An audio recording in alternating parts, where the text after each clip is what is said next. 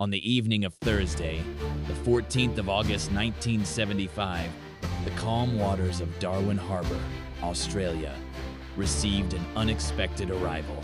A group of 272 people seeking safety from the growing uncertainty in the Portuguese-administered territory of East Timor disembarked successfully on Australian shores. The passengers came from diverse backgrounds. 249 Portuguese nationals, 15 Australians, 4 British citizens, 3 Japanese nationals, and 1 Brazilian. They had traveled aboard a Panamanian-registered cargo vessel, departing from the port of Dili on Tuesday, August 12. Their journey took place shortly after reports indicated that the Timorese Democratic Union, UDT, had assumed control over several key facilities in the region, marking a significant shift in the local administrative situation and prompting concerns about future stability. By Friday, August 15, the exodus continued. Most of the refugees boarded a jumbo jet in Darwin, bound for the distant safety of Lisbon.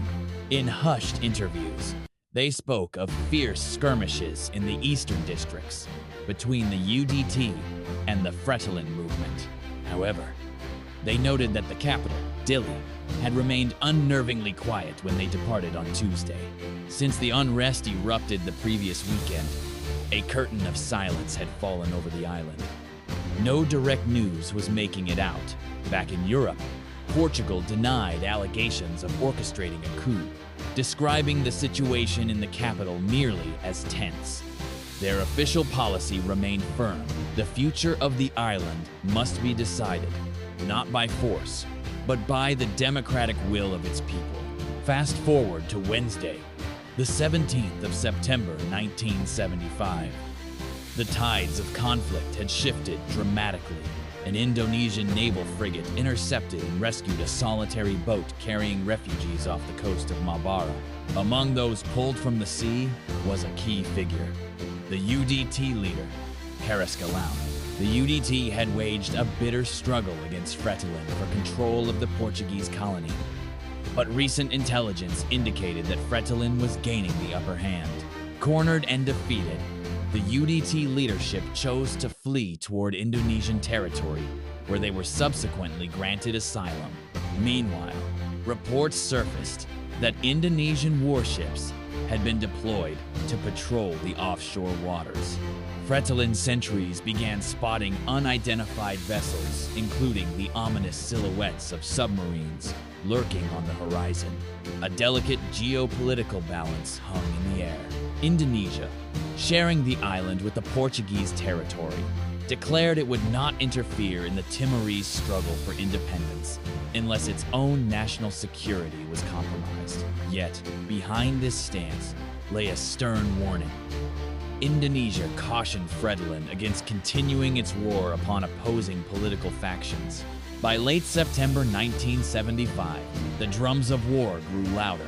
Fretilin forces moved to tighten their grip on the borders, specifically in the strategic region of Batugade. They did not merely increase their infantry numbers. Trucks were seen hauling heavy weaponry to the front lines. From their vantage points, Fretilin guards could clearly see a massive ship drifting just off the coast. It was believed to be Indonesian.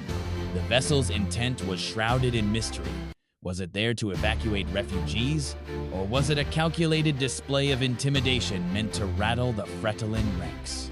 The location added to the suspicion. If this were a humanitarian mission, it was highly irregular, as most evacuations were conducted from the capital, Dili. Amidst this rising tension stood Greg Shackleton, a reporter for Australia's Channel 7. He appeared calm, almost casual, as he filed his report on the deteriorating situation. Behind him, Fretilin troops kept a watchful eye on the steel giant floating offshore. Many of these soldiers were visibly young, some likely no more than school students. Yet, despite their youth, their faces betrayed no panic. Instead, they wore expressions of stoic, fearless determination. 2 weeks later, the storm broke. The region came under a coordinated attack by UDT and Batugade forces, supported by Indonesian commandos. It was in the chaos of this assault that Greg Shackleton was trapped in the crossfire and killed. The death of Shackleton and his fellow foreign journalists at that location would echo through history. It sparked a long, bitter controversy and set a dark precedent, casting a lasting shadow over the international and domestic reputation of the Indonesian armed forces.